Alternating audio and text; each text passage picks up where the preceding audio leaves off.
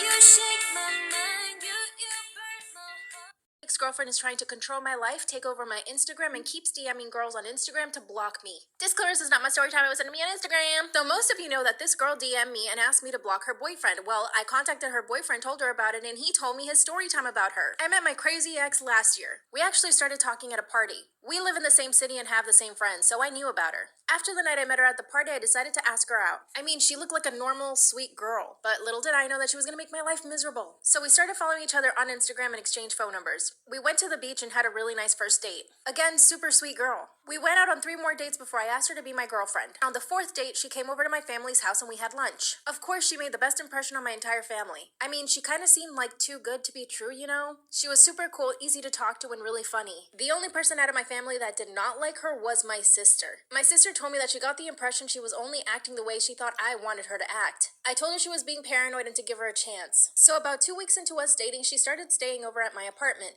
But here's the thing, she basically moved in. She brought over a bag of clothes, her toothbrush, moisturizer and shit, like girly stuff that I just had no idea about. I didn't say anything to her, but in my mind I was like, whoa, this is moving a little too fast. A few days later, one of my friends had his bachelor party. So of course, I told her that I was gonna go, and she got really mad. She told me that if she couldn't go to the party, then I shouldn't go at all. I explained to her that this party had been planned for months now. She then grabbed my phone and called my friend whose bachelor party it was, and she basically asked him if she could come. My friend thought it was super weird, but eventually said yes. So my crazy girlfriend got herself invited to the bachelor party. And guess what? It was at a trip club. So she spent the entire time telling me that she was super uncomfortable and didn't let me have fun at all. I barely spent time with my friends and the bachelor because she wanted me to stay with her because she felt so uncomfortable. I asked her if she wanted to go home and she said yes. I told her I'd go get her a cab, but she started to cry and told me that I needed to leave with her too.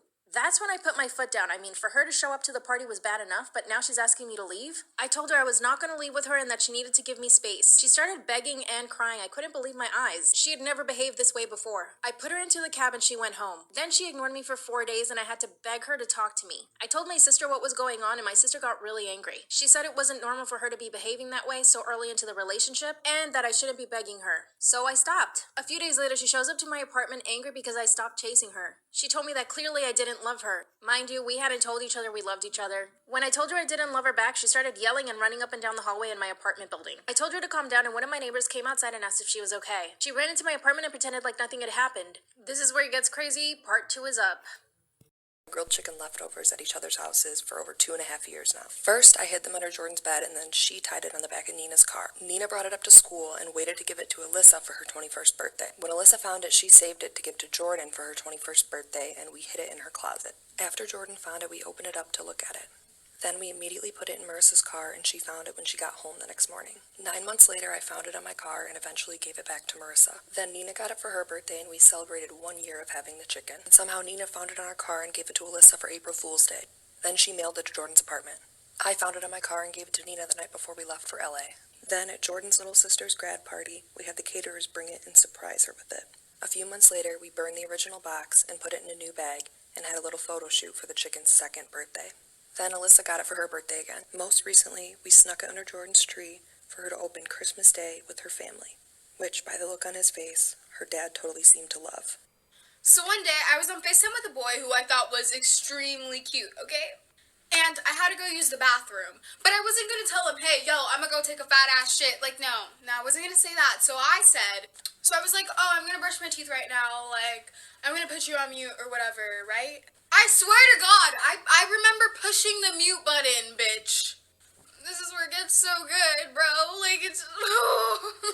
I'm out here vibing, doing my thing, you know, like, you just imagine. I was on the toilet, I was exploding. And then I hear him on the phone saying, damn, girl, you got so much gas. I was like, what?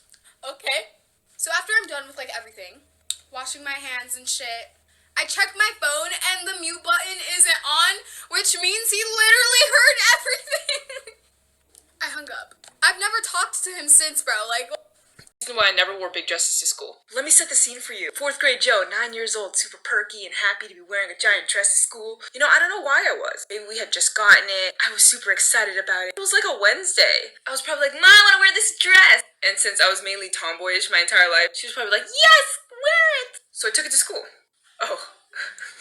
So I took it to school. It made playtime a little complicated, but that's fine. Recess was fine. I was one of those kids who liked to roll around in the dirt, climb trees, all that jazz. And I'm like, it's just a dress, it'll be fine. So it's time for like nutrition class. I don't know, they're trying to teach us about like pyramids and like food groups. My teacher starts looking at me funny. And then she kind of just says to the entire class, Josadak? And I'm like, is it Josadak, can you come with me outside for a second? I'm like, yeah, sure. 4th grade me just comes with her outside. And when we're outside, she closes the door. And I'm like, huh. She slowly takes off her shoe. I was like, oh, look for part 2. Okay, part 2. I honestly didn't expect to make 2 parts out of this. So my teacher was looking at me like so intensely while she was taking off her shoe. And I was so confused.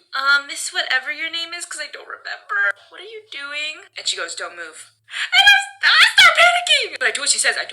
Like, she gets her shoe, she holds it up to here. And then she throws it at me.